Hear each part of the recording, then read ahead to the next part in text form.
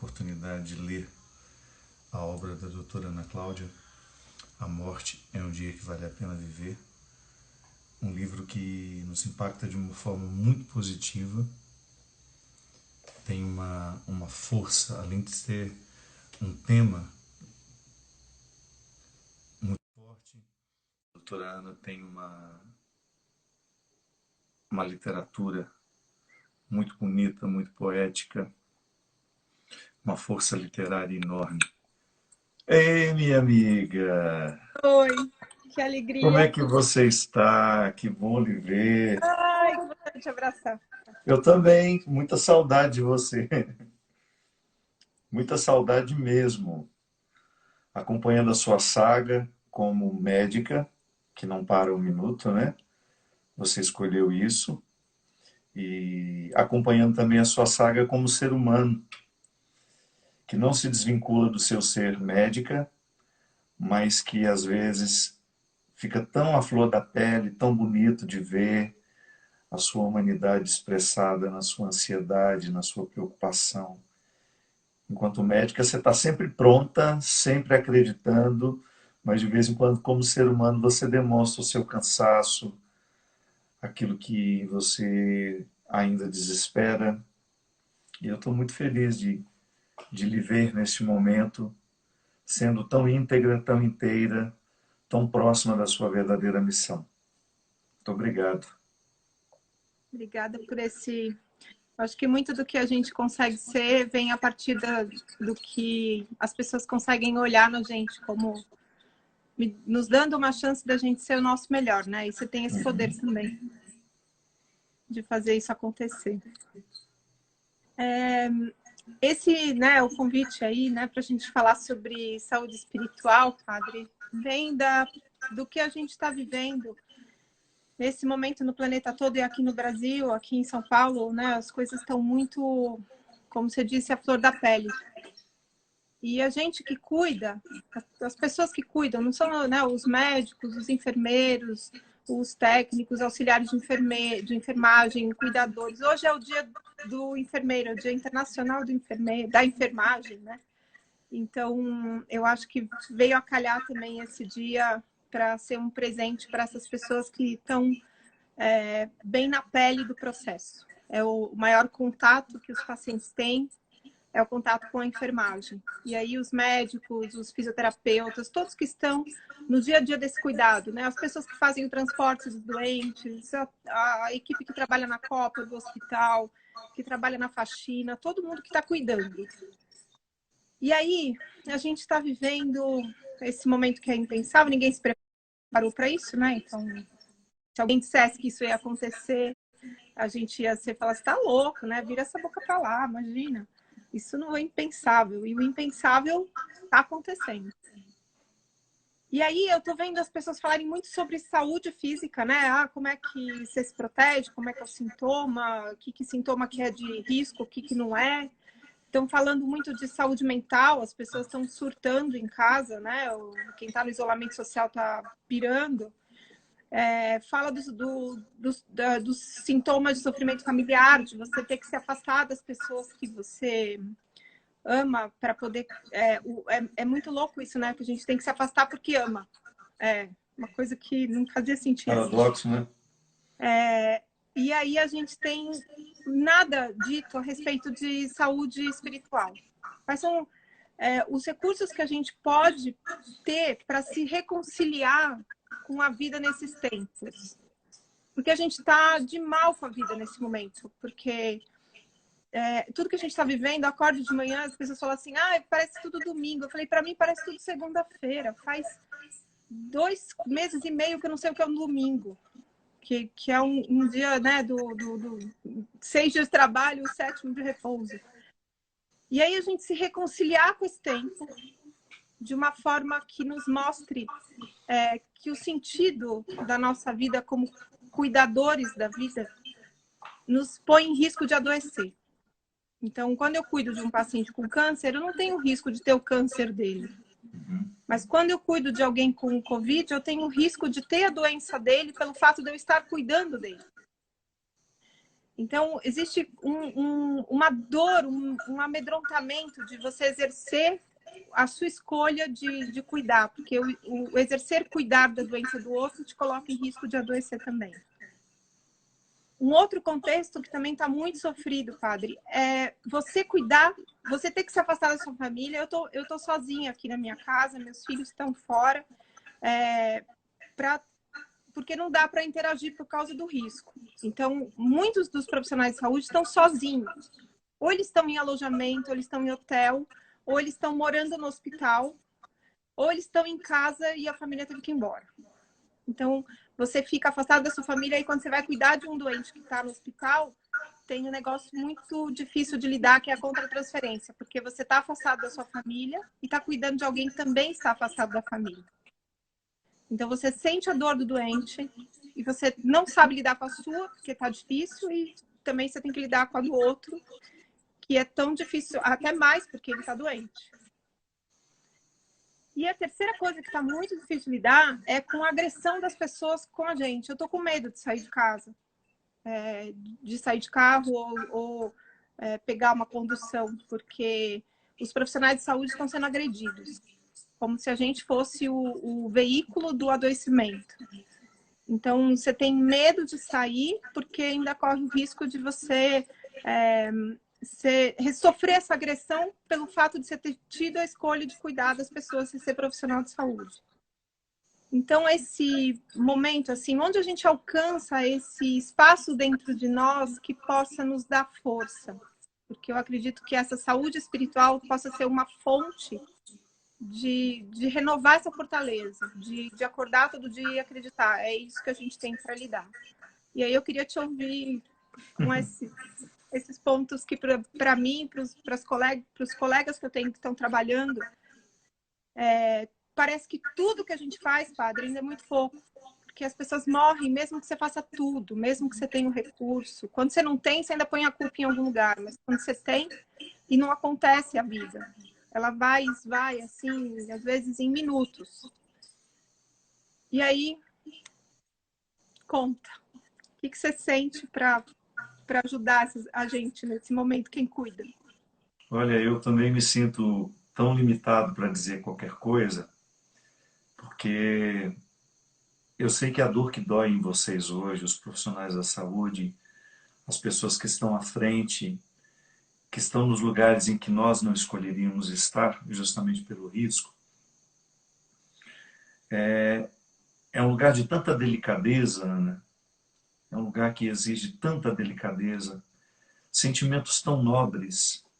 Eu acho que só um sentimento nobre nos faz escolher ficar distantes da família para poder exercer com determinação e com qualidade a nossa profissão, sem que isso represente um risco para com quem você convive. Então, é uma nobreza de alma que às vezes me cala, sabe? Eu tenho uma sensação de que é tão nobre o que vocês estão vivendo, é tão nobre o que vocês estão escolhendo, que eu não teria absolutamente nada para dizer que pudesse de alguma forma aproximar o coração de quem está vivendo essa angústia de alguma solução. E eu nem sei se existe uma solução. Eu acho que hoje o que nós precisamos fazer, e eu acho que é o gesto que mais pode nos transformar em tudo aquilo que a gente faz na vida, é abrir os olhos para termos a percepção daquilo que está acontecendo.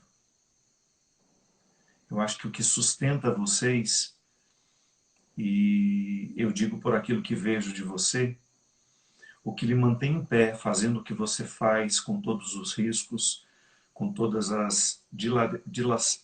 com os dilaceramentos emocionais que você enfrenta diariamente, é a sua capacidade de perceber o momento presente. Eu acho que isso é o que faz a diferença na vida de todos nós hoje. É pesado, é difícil, mas eu não estou aqui sem a possibilidade de absorver tudo o que está acontecendo com muita intensidade. Eu acho que o que nos mantém vivos nessa hora é a intensidade com que a gente vive. Se a gente viver mais ou menos, se a gente viver pela metade, se a gente não se entregar, o coração fica necessitado de muitas outras coisas. E é interessante porque quando vocês vão para uma linha de frente perigosa como essa, como tem sido, eu não sei qual é a força e a coragem que faz com que vocês estejam lá. Às vezes eu fico pensando, meu Deus, se eu tivesse que entrar hoje dentro de um hospital para fazer um exame qualquer, se eu tivesse uma necessidade de saúde, eu acho que eu entraria cheio de reservas por ter aquela impressão de que o hospital é um lugar de contaminação. Mas vocês não. Vocês não têm o direito nem de pensar na possibilidade de não entrar. Vocês não podem alimentar nenhuma espécie de medo, nenhuma espécie de receio. E eu acho que vocês têm muito mais a dizer a nós do que nós a vocês. De onde vem tudo isso? Como é que vocês encontram recursos humanos no momento em que está todo mundo tão esgotado, que a gente sabe que onde existe preocupação, onde existe medo, existe um natural esgotamento de todo e qualquer recurso humano. Será que é esse esgotamento que traz tanta força, Ana? Será que é esse medo que de repente impulsiona para uma coragem que talvez vocês ainda não tinham, não tiveram necessidade de experimentar? Porque eu acredito que você, como médica, você nunca tinha vivido isso. Você nunca teve medo de pôr a mão no paciente. Raras exceções, por saber que se tratava de uma doença contagiosa, em algum momento da sua vida você pode ter passado pelo receio. Nossa, eu preciso me precaver um pouquinho aqui, porque essa doença que o meu paciente tem é contagiosa. Mas hoje é todo mundo, né? Não há mais uma exceção. A todos vocês interpretam por uma responsabilidade ética mesmo, profissional, a todos vocês interpretam como um possível portador do Covid-19, com possibilidade de infectar toda uma ala, infectar alguns profissionais, como nós estamos vendo acontecer, a morte de muitos profissionais de saúde. Então, eu gostaria de saber mesmo, do fundo do meu coração, de onde é que está vindo essa coragem que vocês estão tendo. Porque acompanhando-a como eu tenho acompanhado, em nenhum momento eu notei nenhum traço de desesperança, de medo, de insegurança, ou até mesmo, eu tenho certeza que em nenhum momento passou pela sua cabeça a possibilidade de desistir. Nenhuma vez. E eu acho que você está experimentando isso com seus colegas. Ninguém está pensando em desistir. Isso realmente não. O desistir não é uma opção agora. Ela não, nem faz parte das ideias das pessoas. Ah, eu tenho vontade de parar tudo, porque é muito necessário tudo que está sendo feito. O que está muito difícil é você perceber que tem muitas pessoas que precisam de ajuda e elas não estão alcançando a ajuda.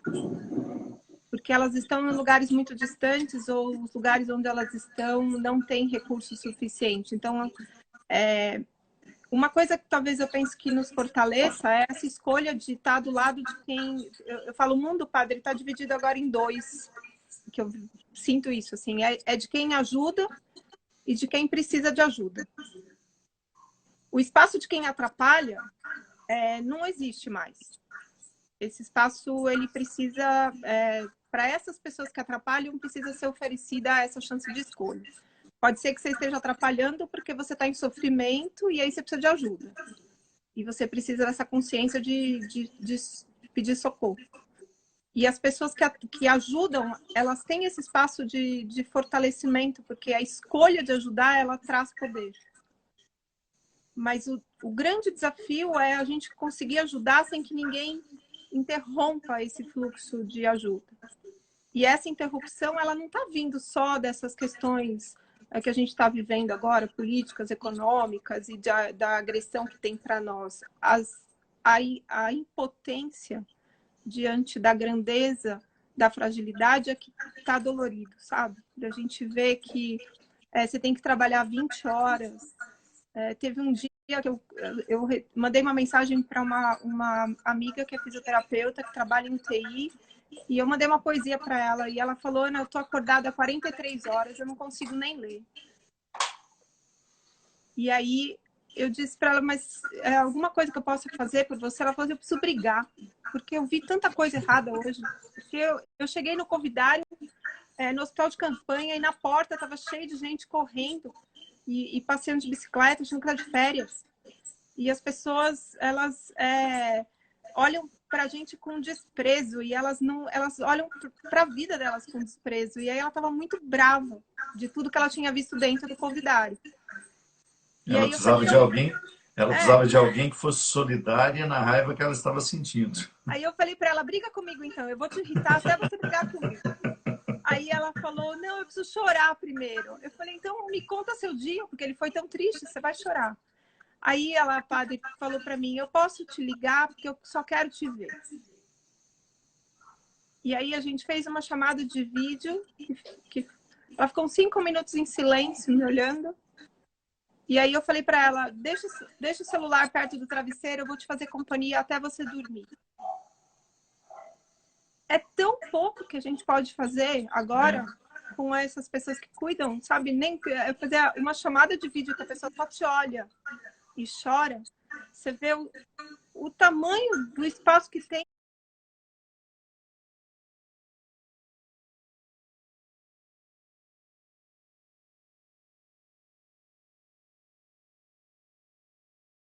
Para ajudar, sem dormir.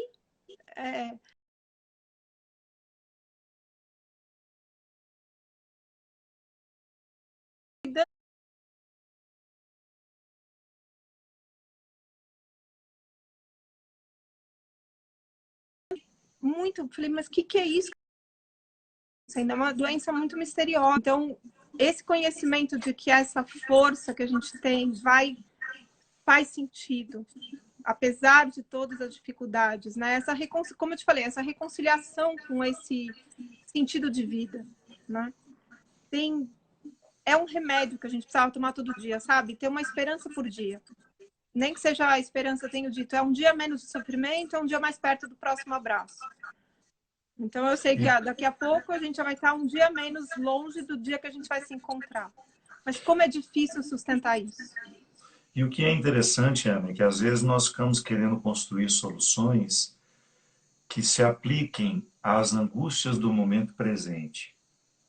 Então, nós estamos falando, o que nós podemos dizer aos profissionais de saúde que hoje estão vivendo o desespero, a angústia, a ansiedade, a solidão, que decorrem da necessidade das posturas pessoais diante do problema. Aí a gente chega à conclusão de que em toda e qualquer situação que a vida nos coloque, sobretudo em situações de limite, ela vai nos pedir exatamente as mesmas posturas e as mesmas respostas. Não existe uma postura especial para esse tempo. A postura que de fato nos salva é aquela que de alguma forma estabelece uma coerência com aquilo que a gente sente, com aquilo que a gente faz, com aquilo que a gente pensa e com aquilo que a gente diz. Não existe uma fórmula mágica que a gente possa aplicar agora no momento da pandemia. E talvez por isso muitos de nós estejamos perdidos, porque durante o tempo da normalidade, se é que a gente pode chamar a vida de normalidade, por ser ela sempre um lugar de surpresa, de inesperados, as regras da normalidade, elas muitas vezes, justamente por causa daquilo que nós consideramos normalidade, acabam sendo esquecidas. Porque a normalidade, ela nos superficializa, ela nos joga para lugares completamente distantes daquilo que nós precisamos enfrentar como pessoas. Há um processo de alienação muito natural O caminho das facilidades é tomado com muito mais intensidade do que o caminho das dificuldades. Então, o tempo da normalidade, ele nos exige posicionamentos muito semelhantes aos posicionamentos de um tempo de pandemia. Só que no tempo da pandemia a gente não tem para onde ir. A nossa pressa não significa mais nada. Nós estamos impossibilitados de ir e vir, nós não estamos mais com os recursos que no tempo da normalidade nós tínhamos, os encontros estão dificultados. Então, a experiência que hoje nós, profissionais de saúde, me permita incluir, para que o discurso seja inclusivo, muito embora eu não seja da saúde, eu trabalho com outra forma de saúde, mas essa física, essa que passa o tempo todo pelo cuidado de vocês, do saber qual é o medicamento que se deve dar, chega um momento em que não é mais o medicamento que você pode dar ao doente, mas é o sorriso que você pode dar ao profissional que está do seu lado, aquele que trabalha com você. De repente, nós precisamos construir soluções que sempre estiveram à nossa disposição, mas que por causa da normalidade, volto a dizer, a gente não teve tanta percepção do valor daqueles gestos. Então, hoje, eu acredito que o que mais tenha doído em quem está na linha de frente no tratamento da Covid-19 é, sem dúvida, a solidão. A solidão em todos os aspectos. Solidão de você pensar que nem sempre você tem uma autoridade lutando pelo mesmo objetivo que você. Aí eu coloco todas as autoridades que regem todas as instâncias. Não estou falando de uma pessoa só. Estou falando de todas aquelas pessoas que hoje têm o poder de comprar o material correto, a preço justo, para que esse material esteja aí na sua mão, para que aquele respirador tão necessário para a sobrevivência de uma pessoa possa ser ligado por você.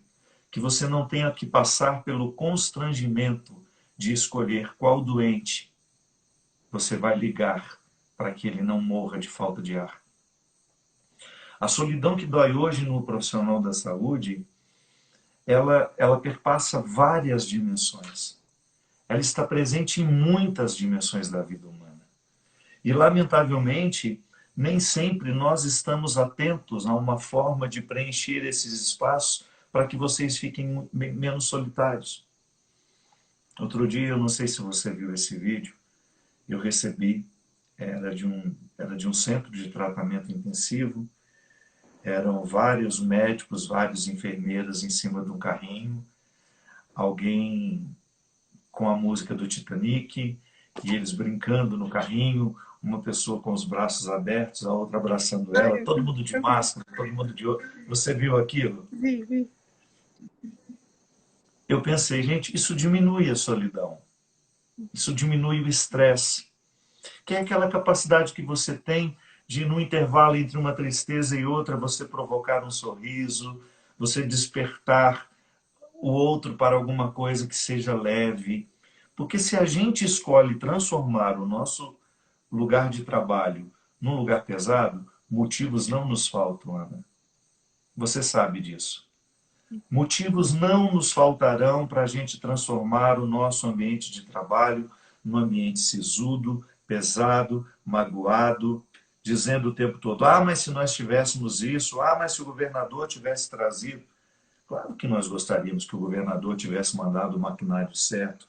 É claro que nós gostaríamos que nossos hospitais estivessem preparados para receber ali, para termos ali 1.500 leitos de UTI, mas não temos. Mas alguma coisa pode ser feita entre nós, e é uma construção artesanal que não passa pela decisão dos outros, que não passa pela interferência dos outros. Eu gosto de dizer sempre, Ana, que o mundo que pode ser transformado por mim é aquele que meus olhos enxergam. Então, neste momento, qual é o alcance que meus olhos têm? Qual é o alcance? E às vezes até a solidariedade no momento do ódio do outro. Ontem eu senti isso. Eu tive um momento muito difícil. Eu senti um ódio de uma pessoa, de uma situação. E o que eu queria naquela hora? Que alguém sentisse o mesmo ódio que eu. Estranho isso, né? É mesquinho, não é? Mas era só o que eu queria. Eu não queria que alguém falasse, não, não pense assim, não fale assim.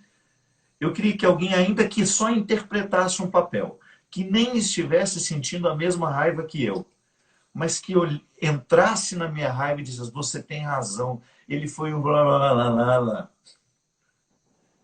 E eu só queria essa solidariedade no ódio, porque seria uma forma que eu teria de me sentir acompanhado.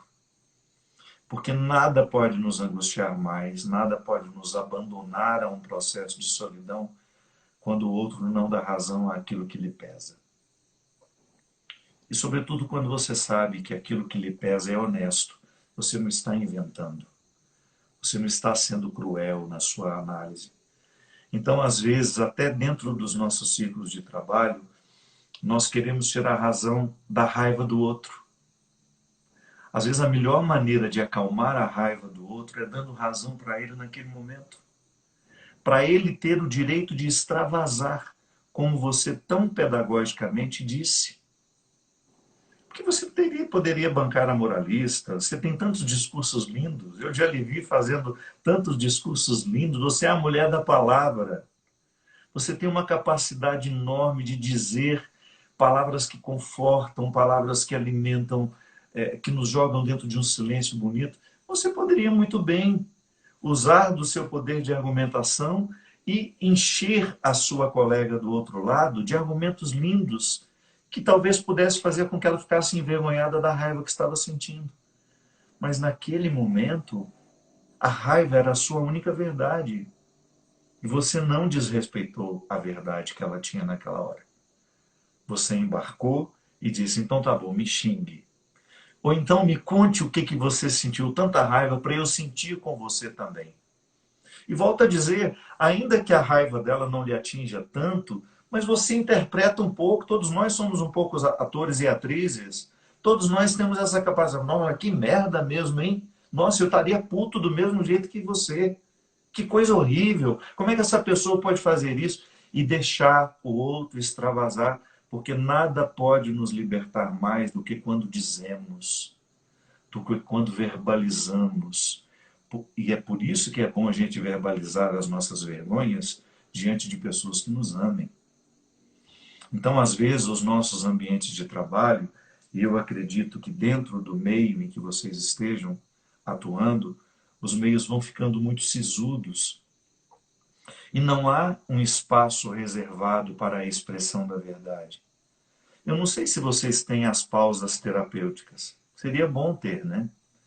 Que de vez em quando vocês parassem, sei lá, a cada 3 horas de trabalho, vocês parassem 5 minutos e vocês sentassem num círculo, um olhando para a cara um do outro, para quem tiver necessidade de chorar, chorar, para quem tiver necessidade de expressar o ódio, de expressar, para isso não ficar acumulando ao longo do dia. Eu acho que o ritual terapêutico, ele precisa fazer parte da nossa vida. E, sobretudo, num lugar onde as pessoas estão tão inflamadas, inflamadas pelo medo, inflamadas pela insegurança, inflamadas pela incerteza. Todos nós gostaríamos de ter uma data.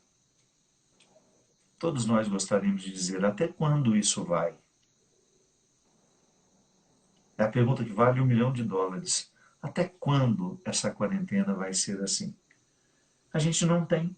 Então nós estamos inflamados por essa insegurança, estamos inflamados porque muitas vezes nos faltam os recursos, estamos inflamados porque estamos vendo as pessoas morrerem, estamos inflamados porque estamos vendo outras pessoas morrerem porque não estão com coragem de irem aos hospitais, estão necessitadas de quimioterapia, estão tendo infartos em casa, não estão procurando médicos porque o hospital se transformou num lugar de medo. E é natural que este medo esteja afetando tanto as pessoas da linha de frente. Essa leveza, ela é parte, eu percebo que ela é parte da natureza humana que está disposta a enfrentar a realidade como ela se mostra. Porque quando você tem muito medo, você não tem coragem de entrar na realidade e atravessar o rio. Então eu falo assim, cada dia, eu falo, é um rio, que você tem de ir de uma margem até outra. E você precisa de coragem para poder atravessar. E eu percebo que muitas vezes essa leveza, ela é coragem. A gente não... Antes da pandemia, tínhamos espaços para as pausas, né? Onde você pode ir tomar um café, a gente chama de mocó, né? Que é o lugar atrás do posto de Como que é o nome? enfermagem. Mocó, vamos no Moco. mocó. Aí é um lugar onde você tem um café, você tem uma bolachinha, você tem lá os 5 minutos entre uma medicação e outra, uma visita e outra, você encontra com as pessoas e você compartilha sorrisos, planos. E eu desabafo uma raiva, você não sabe o que aconteceu agora, teve um problema sério lá, deu um BO, né, que se fala. Então, essa condição dessa pausa para a integração, ela é muito, muito bem-vinda, mas nesse momento não se encontra, porque quando você tem essa pausa, é aquela troca de olhar de, meu Deus, como que isso está acontecendo? E essa leveza, ela é parte de um espaço dentro da gente, padre, onde está a coragem. Então, essa coragem, ela está meio desamparada, porque tem uma coisa de... Tem um projeto que eu estou envolvida agora, que é um podcast para profissionais de saúde, que é curtos episódios de 3 a 10 minutos só, porque a gente sabe que o povo não tem tempo. Então, a hora que está indo para o trabalho, liga lá o podcast, chama Pílulas de Saber e Sabedoria.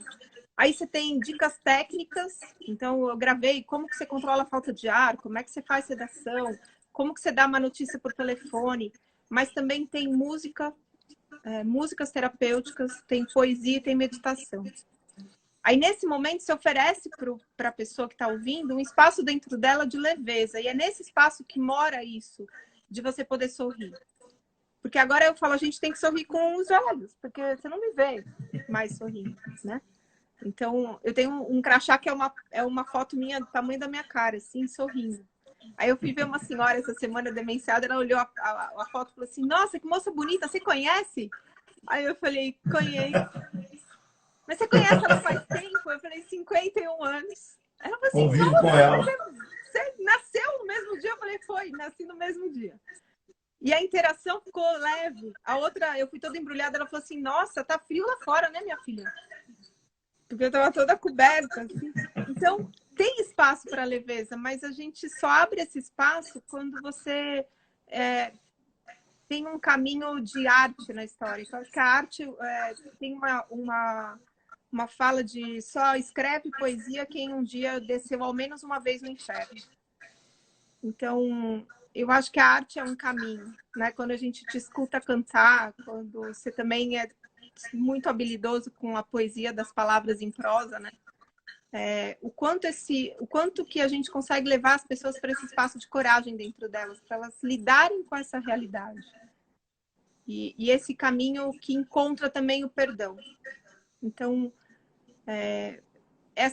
esse encontro, né? As mãos dadas entre a coragem e o perdão para a gente poder lidar com essa realidade. Você pensa que pode ser por aí também? Acredito. Na verdade, a poesia e vamos pensar a poesia então, enquanto tudo aquilo que é belo, bom e verdadeiro, né? Parte dessa compreensão aristotélica que eu acho riquíssima. O que é bom, o que é belo, o que é verdadeiro, nos toca, nos transforma, sobretudo quando nós temos um movimento contrário, um movimento desumano. Eu sempre compreendi que nos movimentos desumanos que nós presenciamos dentro das atmosferas sociais, existem muitas coisas que nos desumanizam. Eu me lembro que quando eu li o seu livro, o primeiro, que aliás eu preciso ler o segundo, A Morte é um Dia que Vale a Pena Viver, você falou justamente do seu desencanto inicial. Porque eu acho que você não disse com essas palavras, eu acho que você acabou percebendo que a medicina, para muitos, era um processo de desumanização. que ninguém nasce humano, né, Ana? A gente nasce biologicamente preparados para sermos humanos, mas o tornar-se humano é processual. Há pessoas que morrem com 60% de humanidade alcançado, há pessoas que morrem com irrisórios 20%. Tudo depende. Depende de onde fomos criados, dos livros que lemos, das músicas que ouvimos. E eu tenho para mim que a beleza, ela é um lugar privilegiado de humanização. E é por isso que a religião, ela nasceu bonita. Todo o processo cultural ocidental, nós agradecemos à Igreja, que foi a grande detentora dos grandes escritores, dos grandes pintores, dos grandes escultores. Então a arte, ela nasceu a serviço da religião. Ela viveu a serviço da religião. E é claro que em alguns momentos isso foi desvirtuado, a beleza estava presente dentro do contexto religioso, mas o discurso era absolutamente desumano. Então não adianta nada você ter uma catedral lindíssima, com todos os elementos da beleza para sensibilizar a alma e a alma perceber a presença de Deus ali, se o discurso que é feito é diabólico, ele é interesseiro, ele está pactuado com um interesse que desumaniza. Então eu fico pensando que a arte, de maneira muito especial a poesia, ela tem um poder de cura em nós. Ela tem um poder de... Porque primeiro ela nos acorda, ela desperta a sensibilidade. Por que algumas pessoas não sentem nada ao ouvirem um poema? É porque elas são inaptas para o poema? Não. Que elas não foram desenvolvidas para a sensibilidade do poema. Isso você ensina desde criança. A educação das nossas crianças, o que escolhemos oferecer para elas, é absolutamente necessário e determinante para a sensibilidade dessa criança um dia. As músicas que nós tocamos em casa vai educar o desejo das nossas crianças. O que elas vão gostar de ouvir no futuro? Então, quando nós temos um processo de desumanização, a única forma que nós temos de barrá-lo é por meio da beleza, é por meio da arte. Nas favelas eu vejo esse trabalho acontecendo, onde um caminho fácil é o tráfico, onde as pessoas já estão naturalmente condicionadas a crescerem e a servirem ao tráfico. Quando entra alguém ali, um humanista, alguém que sabe do poder da arte, monta ali uma escola de dança, monta ali uma escola de teatro, essa pessoa salva muita criança da criminalidade. Porque a arte, ela é projeto de vida. É um projeto de vida. Eu, quando gosto de ler, eu interpreto isso como uma dádiva que eu tenho que me dá condições de projetar a minha vida para uma velhice saudável. Velho que gosta de ler não dá trabalho, não incomoda, é impressionante, você sabe disso.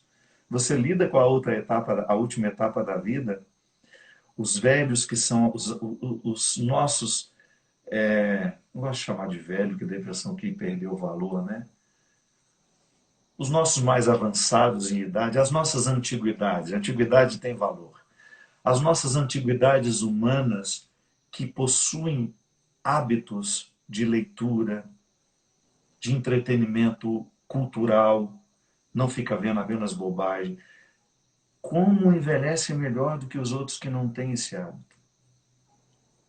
A arte tem um poder enorme de retirar-nos do fosso de tudo o que nos desumaniza. E eu acho que hoje, nesse processo de desumanização, porque a epidemia faz isso com a gente, ela nos coloca no contato com sentimentos que são naturalmente desumanizantes. Se eu alimento o meu medo, eu vou me desumanizando, muito embora o medo seja humano, mas o excesso dele desumaniza. Quando ele é patológico, ele vira desumanidade. O medo na medida certa, dentro da sua porção permitida. Na sua porção permitida, ele é capaz de me tornar um homem cuidadoso. O medo na sua porção patológica, ele me desumaniza. Por quê? Porque ele me paralisa. Ele me impede de ir adiante. Então, hoje, eu vejo que uma boa forma que nós temos de contornar um pouco o processo de desumanização que a pandemia está trazendo para nós é a arte. Tanto é, Ana, que o que está fazendo as pessoas ficarem em casa com um pouco menos de sofrimento? O cinema, a produção audiovisual. E foi interessante, né, porque houve aí há um tempo atrás um movimento quase que de ataque aos artistas. Claro, muitas pessoas com razão, por ter sido a Lei Rouanet usada de forma arbitrária, sem senso, sem de fato estar ali a serviço da cultura. Mas muita gente entrou dentro do pacote de maneira injusta. Foi assim, como se disséssemos para eles: olha, artistas, nós não precisamos de vocês para viver, nós precisamos só de economistas, nós só precisamos de empresários. De repente, quando a gente fica confinado, quando nós estamos expostos aos nossos piores medos, às nossas maiores inseguranças, quem é que vem nos resgatar? Ah, A arte. São os autores, são os cantores, os atores, os roteiristas, os diretores de fotografia, aqueles que cuidam dos bastidores que a gente só vê. Talvez tenha sido ele que nos fez chorar naquela cena, mas ele não aparece. Só o nomezinho dele muito rapidamente quando sobem os créditos. A nossa sensibilidade foi lindamente tocada por todos aqueles nomes que subiram no crédito. Nossa, eu nesse tempo eu tenho valorizado tanto. Eu aproveitei para ler Marcel Proust, que era um escritor que eu tinha muita vontade de ler, Em Busca do Tempo Perdido. Mas por ser uma obra muito longa, e quase que uma obra de estudo, né? Século XIX, um linguajar muito específico, muito próprio. Eu, sem medo de errar, 60% das palavras a gente não conhecia, caíram no desuso, foram sepultadas pelo esquecimento. Palavras lindas, de significados lindos. Então não dá para você ler com pressa. É um crime ler Marcel Proust na correria. Então eu aproveitei a parada, então lendo, dicionário do lado, caderninho de anotação. E fiquei depois, quando eu estava assim, já no segundo volume, que são 7 volumes, quando eu estava no segundo volume, eu pensei: meu Deus, que privilégio ocupar a minha mente com uma mente tão brilhante como foi a desse homem. Que capacidade que esse homem teve de tocar o sentimento humano, de falar dele com tanta propriedade, com tanto respeito, sem banalizá-lo. E agora eu estou aqui, alguns séculos depois da sua existência, tendo a oportunidade de aprender a ser gente com ele. Ah, minha amiga, isso é fantástico. Eu acho que isso falta nos nossos ambientes, né?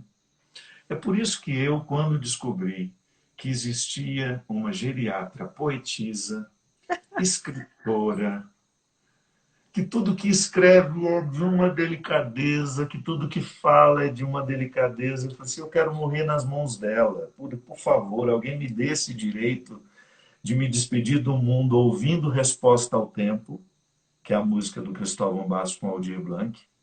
Você já sabe disso, já te falei.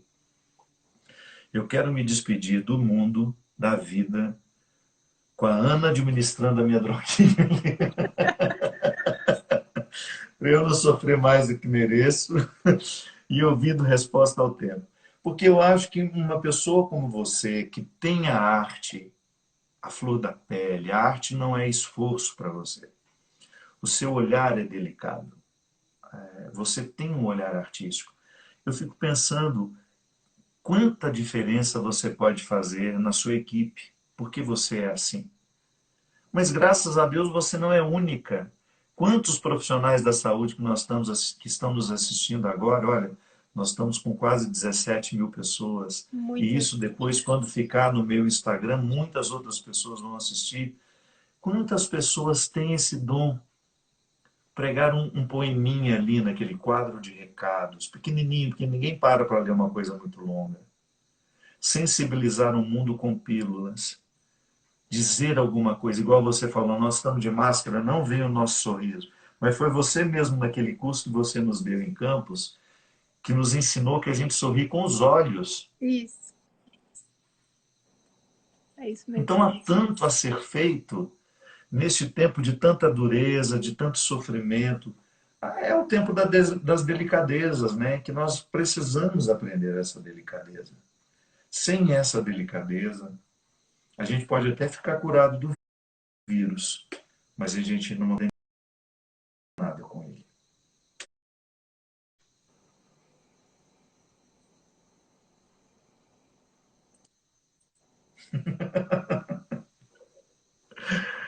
Ai, ai.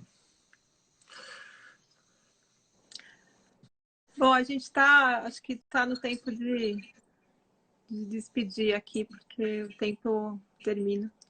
Aí, vamos dar 2 presentes para as pessoas em arte? Eu leio uma poesia e você canta uma música? Pode ser. Combinados. Bom, eu tenho aqui sempre, do meu lado, tem sempre um livro de poesia, o que mais me toca e me salva é sempre Adélia Prado. Ah, minha preferida. Vou escolher uma aqui.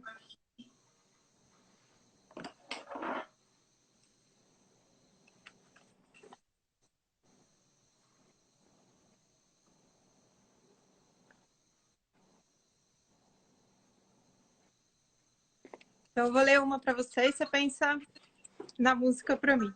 Tá bom. Fluência. Eu fiz um livro, mas, ó meu Deus, não perdi a poesia.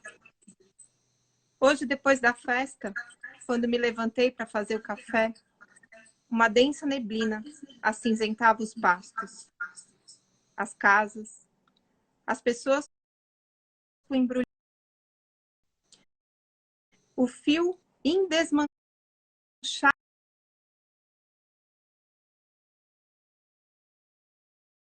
sobre a mesa contraponteava exato com os pardais.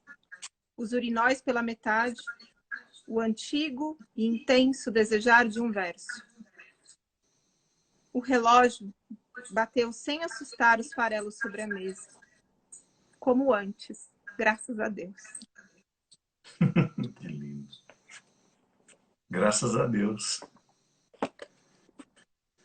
Eu só peço a Deus que a dor não me seja indiferente, que a morte não me encontre um dia solitário sem ter feito o que eu queria.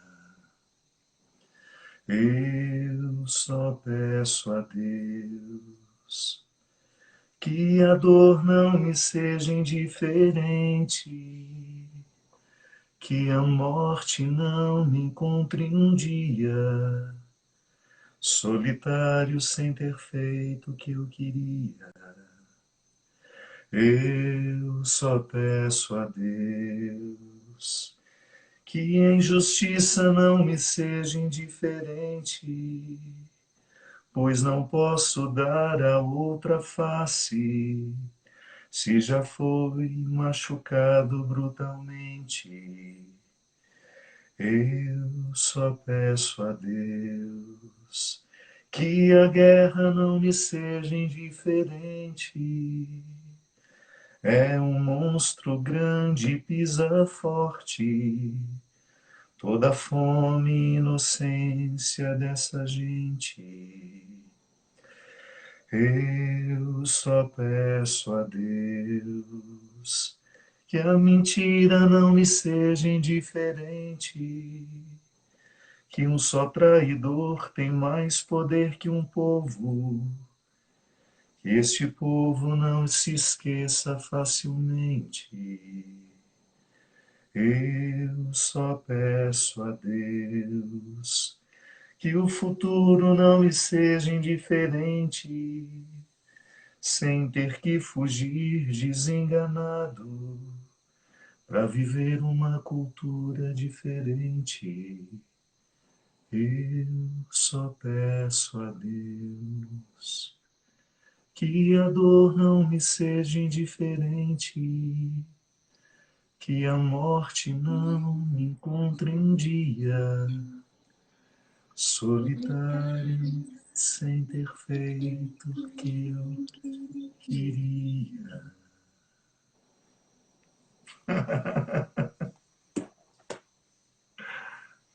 Que presente. O presente foi para mim, você sabe disso. Não me canso de dizer que você me faz bem. Me faz bem quando eu lhe leio, quando lhe vejo, quando lhe toco, quando lhe escuto. Obrigado. Obrigado por ser uma médica que quebra paradigmas, uma médica cientificamente preparada, que sabe tudo de medicina, que tem uma capacidade enorme, um conhecimento consistente e que usa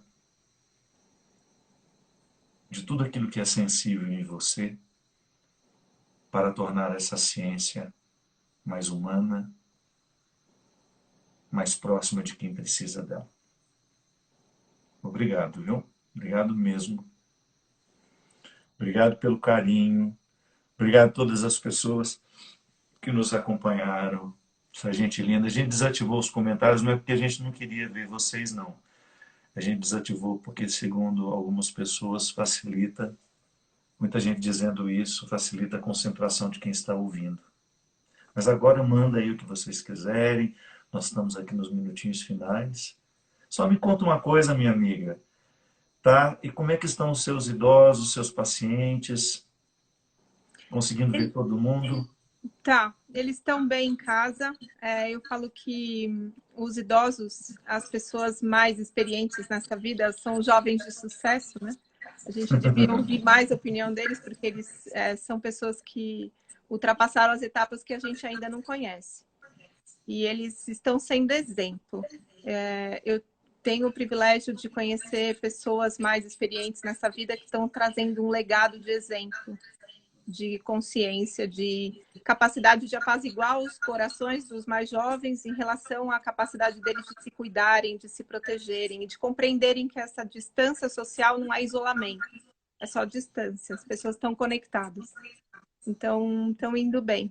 Tem muitas pessoas que a gente está cuidando por telefone, né, por orientação telefônica. Tem um projeto incrível que chama Doutor Presente, que eu sou voluntária, e a gente atende, faz as orientações para as pessoas no Brasil todo, e agora fazendo as orientações para os profissionais de saúde que quiserem conversar a respeito de algum caso difícil, quiser orientação de como se comunicar, de como cuidar, a gente vai oferecer isso também.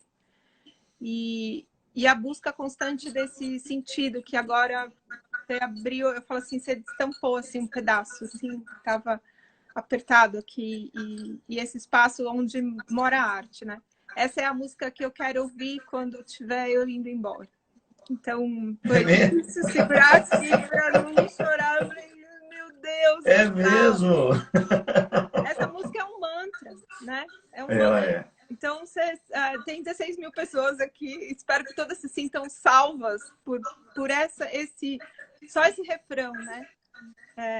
Só peço a Deus que a dor não me seja indiferente, que a morte não me encontre um dia solitária sem ter feito o que eu queria. E o que eu estou fazendo, o que esses profissionais de saúde todos estão fazendo é o que a gente quer. É salvar as vidas, nem que sejam as vidas que vão ser história para alguém, né? Não vai ser uma vida concreta, mas ela vai ser história. Então, obrigada por me ajudar nisso. Você também me salva muitas vezes, saiba disso. Que através do teu olhar, você é profissional de saúde sim, viu? Não tira da reta não, porque Você ajuda muito a gente nesse caminho. Então, muito obrigada. Deus nos abençoe. Amém. Beijo, meu povo querido. Obrigado. Obrigado pela presença com a gente. Foi uma honra. Tchau, Ana. Te amo. Você guarda o vídeo lá no seu Instagram? Claro. Então, Vai ficar lá. A gente espalha para o mundo. Espalharemos. Um beijo.